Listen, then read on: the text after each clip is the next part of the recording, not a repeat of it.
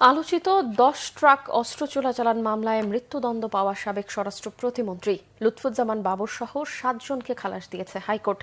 আর উলফা নেতা পরেশ বড়ুয়াকে মৃত্যুদণ্ডের সাজা কমিয়ে যাবজ্জীবন দেওয়া হয়েছে। এছাড়াও মৃত্যুদণ্ডের সাজা কমিয়ে ৬ জনকে ১০ বছর করে কারাদণ্ড দিয়েছে উচ্চ আদালত। এস এম ফয়েজের রিপোর্টে বিস্তারিত। ২০০৪ সালের ১ এপ্রিল চট্টগ্রামের ইউরিয়া সার কারখানার জেটি থেকে বিপুল পরিমাণ অস্ত্র জব্দ করে আইনশৃঙ্খলা বাহিনী, যা ১০ ট্রাক অস্ত্র মামলা নামে পরিচিত।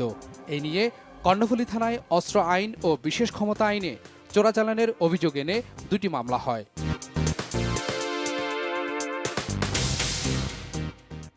আলোচিত এই মামলার তদন্ত শুরু বিএনপি সরকারের আমলেই। পরবর্তীতে ১১ সরকারের সময় অভিযোগপত্র দাখিলের মাধ্যমে শুরু হয় বিচার। সাক্ষ্য গ্রহণ করা হয় ২৮ জনের। তবে রাজনৈতিক পালাবদলে ক্ষমতায় আসে আওয়ামী লীগ। শুরু হয় নতুন করে তদন্ত। তখনই অভিযুক্ত করা হয় সাবেক শিল্পমন্ত্রী মতিউর রহমান নিজামী ও স্বরাষ্ট্র প্রতিমন্ত্রী লুৎফুজ্জামান বাবর সহ গোয়েন্দা সংস্থার কয়েকজনকে। ফাঁসির আদেশ দেওয়া হয় লুৎফুজ্জামান বাবর, মতিউর রহমান নিজামী, ভারতের বিচ্ছিন্নতাবাদী সংগঠন উলফার সামরিক কমান্ডার পরেশ বড়ুয়া সহ ১৪ জনকে। বিচারিক আদালতের রায়ের ১০ বছর পর ১৪ আসামির মধ্যে খালাস দেওয়া হয় ৭ জনকে। ১৪ জনের ভিতরে ৭ জনকে খালাস দিয়েছেন, ৬ জনকে ১০ বছরের সাজা দিয়েছেন এবং একজনকে যাবজ্জীবন সাজা দিয়েছেন।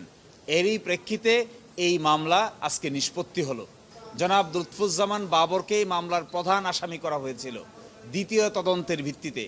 এই জনাব লুৎফুজ্জামান বাবরকেও আজকে খালাস দিয়েছেন এই কথা বলে যে তিনি রাজনৈতিক উদ্দেশ্যের ভিকটিম, শিকার, এবং তার বিরুদ্ধে সুনির্দিষ্ট কোনো তথ্য প্রমাণ কেউ হাজির করতে পারেনি। মামলার রায়ে উঠে আসে রাষ্ট্রপক্ষের আইনজীবী, তদন্ত সংস্থা ও গোয়েন্দা সংস্থাগুলোর ব্যর্থতা।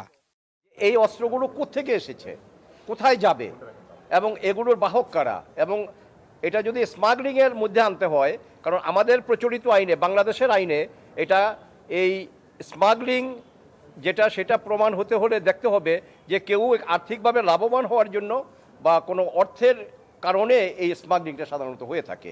কিন্তু এখানে ওই ট্রায়াল জাজ সাহেব ওনার রায় উনি দেখছেন যে না, এটা এগুলো পার্শ্ববর্তী কোনো দেশে পাচার করার জন্য এগুলো আনা হয়েছিল। তো কাজেই আমরা এটাই বলার চেষ্টা করেছি এবং এটা আমরা কোর্টের কাছে ন্যায় বিচার পেয়েছি, বিশেষ করে যারা খালাস হয়েছে তাদের বিষয়ে।